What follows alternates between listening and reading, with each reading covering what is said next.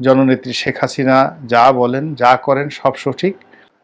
বাংলাদেশের সাবেক প্রধানমন্ত্রী শেখ হাসিনা, যদিও এখনও তিনি বাংলাদেশের বৈধ প্রধানমন্ত্রী, বিশেষ একটি অবস্থার কারণে তিনি বাংলাদেশ থেকে দিল্লিতে গেছেন বা ভারতে গিয়েছেন, আবার সময় এবং সুযোগ মতো তিনি ফিরে আসবেন। সবচেয়ে বড় বিষয়টা হলো শেখ হাসিনাকে নিয়ে। তাকে কোনো অবস্থা থেকে দমন করানো যাচ্ছে না, কোনো অবস্থাতেই তাকে ভয় দেখানো যাচ্ছে না, তার মুখ বন্ধ করা যাচ্ছে না, এবং তাকে যারা সাহায্য করেন বা তাকে যারা সমর্থন করেন তাদেরকেও নিবৃত করা যাচ্ছে না। আমরা বাংলাদেশের বসে তার কুশপুত্তলিকা দাহ করছি, তার বিরুদ্ধে একের পর এক মামলা দিচ্ছি, তার বাড়ি ঘর তছনছ করে দিচ্ছি এবং তার পৈতৃক ভিটা মাটির সঙ্গে মিশিয়ে দিচ্ছি। মূল উদ্দেশ্য হলো তাকে মানসিকভাবে বিপর্যস্ত করে তোলা এবং আওয়ামী লীগের যারা লোকজন রয়েছে তাদের মানসিক যে শক্তি এটিকে দুর্বল করা।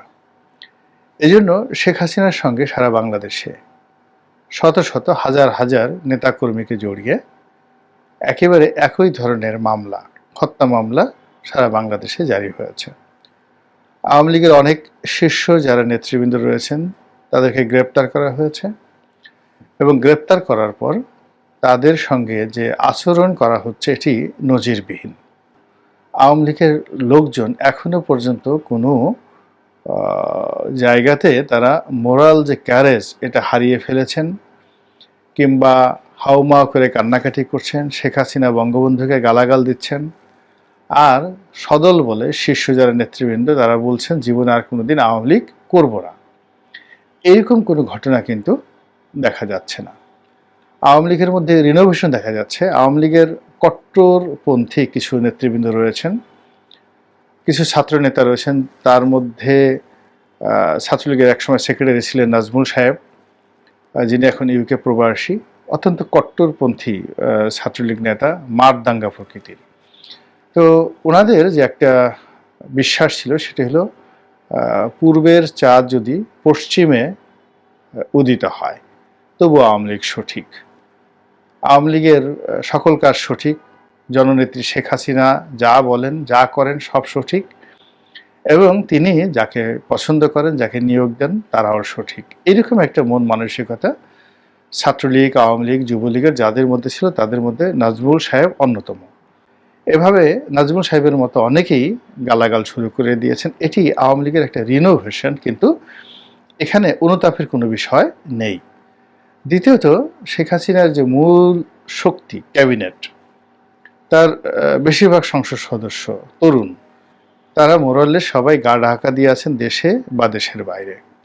তো এটা আওয়ামী লীগকে ভয় দেখানোর জন্য সরকারের যে চেষ্টা তদবির সেটা বুমেরাং হয়ে যাচ্ছে। অর্থাৎ এই যে আওয়ামী লীগের যারা লোকজন তারা যে কুয়াতুল মুসলিমিন দেখাচ্ছে, তো এই জিহাদি জোশ দেখাচ্ছে কিংবা জয় বাংলার যে তাগত এটা দেখাচ্ছে, এটা আওয়ামী বিরোধী শক্তির মনে একেবারে এক ধরনের ভয় ধরিয়ে দিয়েছে যে কি হবে, কি করতে চাইলাম আর হলো কি, কি আশা করলাম আর হলো কি, ইত্যাদি অনেক কিছু। তো যেটা বলছিলাম যে এইগুলো আওয়ামী লীগের নেতাকর্মীদের বক্তব্য বা কথা আচরণ। সবচেয়ে বড় বিষয়টা হলো শেখ হাসিনাকে নিয়ে। তাকে কোনো অবস্থা থেকে দমন করানো যাচ্ছে না, কোনো অবস্থাতেই তাকে ভয় দেখানো যাচ্ছে না, তার মুখ বন্ধ করা যাচ্ছে না, এবং তাকে যারা সাহায্য করেন বা তাকে যারা সমর্থন করেন তাদেরকেও নিবৃত করা যাচ্ছে না। তিনি ভারতে আছেন এবং ভারত সরকার বলতে গেলে একেবারে কোমরে গামছা বেঁধে শেখ হাসিনাকে আবার প্রধানমন্ত্রীর পদে বসানোর জন্য সর্বোচ্চ চেষ্টা তদবির করছে, করবে বা করে যাবে, এরকম একটা অ্যাটিটিউড তাদের মধ্যে আমরা লক্ষ্য করছি। দ্বিতীয়ত, শেখ হাসিনা প্রথম কয়েকদিন একটু অবদমিত ছিলেন, কিন্তু পরবর্তীতে আপনি দেখবেন যে তার চেহারা ভালো হয়ে গিয়েছে, সুরত ভালো হয়ে গেছে, কণ্ঠে আগের সাথে আরও তেজ বেড়ে গেছে। এখন তার বয়স প্রায় ৮০ বছর, কিন্তু তার কণ্ঠ শুনে মনে হয় যেন ৫০-৫৫ বছর। এরকম ৫০-৫৫ বছরের একজন যুবতী, আমাদের দেশে এখন আর এদেরকে পৌর বলা হয় না, যুবতী। তো একজন যুবতী, শক্তিশালী যুবতীর কণ্ঠে যে ধরনের লালিত্য থাকে, জিদ থাকে, প্রেম থাকে, দ্রোহ থাকে, ঠিক ওই রকম প্রেম, দ্রোহ সব কিছু নিয়ে তিনি বলে যাচ্ছেন। তিনি নেতাকর্মীদেরকে আশ্বাস দিচ্ছেন এবং ভাষা তার আগের চাইতে যে কোনো সময়ের চাইতে সংযত হয়েছে, দৃঢ় হয়েছে, অনেক সাজানো গুছানো। শেখ হাসিনা সাধারণত এলোমেলো কথাবার্তা বলতেন আগে, কিন্তু এখন তিনি সাজানো গুছানো কথাবার্তা বলছেন, টু দি পয়েন্টে কথা বলছেন। এবং তিনি কেবলমাত্র ডক্টর মোহাম্মদ ইউনূস নন, ডক্টর মোহাম্মদ ইউনূসের সঙ্গে অন্যান্য যারা রয়েছেন তাদের সবাইকে তিনি ধরবেন, শাস্তি দেবেন, তারপর মনের মতো ইচ্ছা মতো শাস্তি দেবেন, যাকে বলা হয় একেবারে যেভাবে ঘানির মধ্যে ফেলে সরিষা ভিতর থেকে তেল বের করে, ওইভাবে আগামীতে তাকে যারা কষ্ট দিয়েছে, তার নেতাকর্মীদেরকে যারা কষ্ট দিয়েছে তাদেরকে তালিকা করে করে তিনি ওইভাবে ঘানির মধ্যে ফেলে সর্ষা যেভাবে যে চিপে চিপে তেল বের করা হয়, ওইভাবে তেল বের করার জন্য তিনি অবিরত হুঙ্কার দিয়ে যাচ্ছেন। এবং অবাক করার ব্যাপার হলো, তার সেই হুঙ্কার নিয়ে তার প্রতিপক্ষ যারা আছে তারা কিন্তু কাউন্টার হুঙ্কার দিতে পারছে না বা দিচ্ছে না। হতে পারে তারা তাকে পাত্তা দিচ্ছে না, বা মনে করতে পারেন যে না, শেখ হাসিনা আসলে আগামীতে বাংলাদেশের রাজনীতিতে আর ফিরে আসবেন না, কাজেই তার সেই হম্বিতম্বি বক্তব্য নিয়ে মাথা ঘামানোর কোনো প্রয়োজন নেই। তো শেখ হাসিনা এই সকল বিষয় কগনিজেন্সে নিচ্ছেন না। তিনি তার প্রতিপক্ষকে অবিরত বলে যাচ্ছেন এবং তার অতীত জীবনের যে ডায়াগ্রাম, মানচিত্র, সেগুলোকে তিনি স্মরণ করছেন, যে তিনি যা বলেন তা করে ছাড়েন। এবং এই যে এইবার যে সমস্যাটা তার জীবনে ঘটেছে, এটা তার জন্য খুব ছোট সমস্যা। তিনি মনে করেন যে 21শে আগস্টের গ্রেনেড হামলা তার চেয়ে বেশি ছিল, কিংবা 75-এর 15ই আগস্ট তার জীবনে আরও বেশি ভয়াবহ আকার নিয়ে তার জীবনকে তছনছ করে দিয়েছিল। তিনি মনে করেন যে চট্টগ্রামে তিনি যখন জনসভা করতে গিয়েছিলেন, ওই সময়টিতে এরশাদ সাহেবের লোকজন যেভাবে তার উপর গুলি চালিয়েছিল চট্টগ্রামে, সেটা আরও ভয়াবহ ছিল। কিংবা কর্নেল ফারুক, কর্নেল রশিদ, এই তাদের যারা ক্যাডার, তারা যেভাবে 32 নম্বরের বাড়িতে সরাসরি ঢুকে গুলি করেছিল তাকে, ওটা তার জীবনে আরও বেশি ভয়ঙ্কর ছিল। তো তিনি সেই সকল ভয়ঙ্কর সময় অতিক্রম করেছেন, সাহসের সঙ্গে মোকাবেলা করেছেন এবং তিনি বিজয়ী হয়েছেন। এবং প্রায় সব ক্ষেত্রে, প্রায় না সব ক্ষেত্রে তিনি প্রতিশোধ নিয়েছেন, টু দি পয়েন্টে প্রতিশোধ নিয়েছেন। একজন বলে যে এরকম কোন বজলুল হুদা সাহেব আছেন, কর্নেল মেজর বজলুল হুদা, বঙ্গবন্ধু হত্যাকারী, তাকে নাকি তিনি নিজ হাতে জবাই করেছেন। সত্য মিথ্যা জানি না,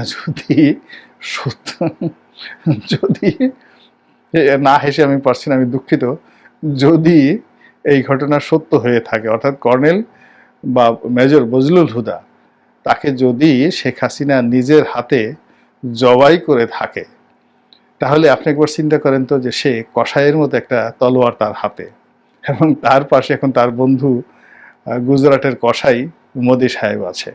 তো আগে সে বজলুল হুদাকে জবাই করার জন্য যে তলোয়ার, যে মানে রামদা বা যে কাঁচি বা যে দা ব্যবহার করেছিলেন, এখন ভারত থেকে তিনি তো আরও অত্যাধুনিক দা, কাঁচি, এগুলো সব নিয়ে আসবেন।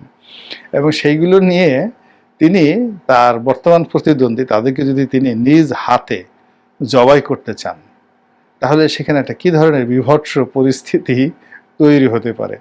এখন এই যে আমরা হাসছি, আমি হাসছি এই কারণে যে অনেক সময় অনেককে ছোট করতে গিয়ে আমরা বড় করে ফেলি। এখন মেজর বজলুল হুদাকে তিনি নিজ হাতে জবাই করেছেন। তো এই কথা আমরা প্রচার করেছি, প্রচার করার ফলে শেখ হাসিনা সম্পর্কে যতটা না ঘৃণা তৈরি হয়েছে, তার চেয়ে তার প্রতিপক্ষ যারা আছে তারা সবাই ভয় পাচ্ছেন। তাদের মনে একটা ভয় সৃষ্টি হয়ে গেছে যে হায় আল্লাহ, যদি এই মহিলা আবার ফিরে আসে, আবার যদি ভোজালি হাতে নেয়, আবার যদি দা হাতে নেয়, আবার যদি তলোয়ার হাতে নেয় এবং আমার হলকুমের দিকে এটা যদি মোটামুটি চালাতে থাকে, তাহলে কি হবে, আমার অবস্থা কি হবে। তো এই জিনিসগুলো আমাদের যারা শেখ হাসিনা বিরোধী লোকজন রয়েছেন এই সমাজে, তাদের অনেকের মনের মধ্যে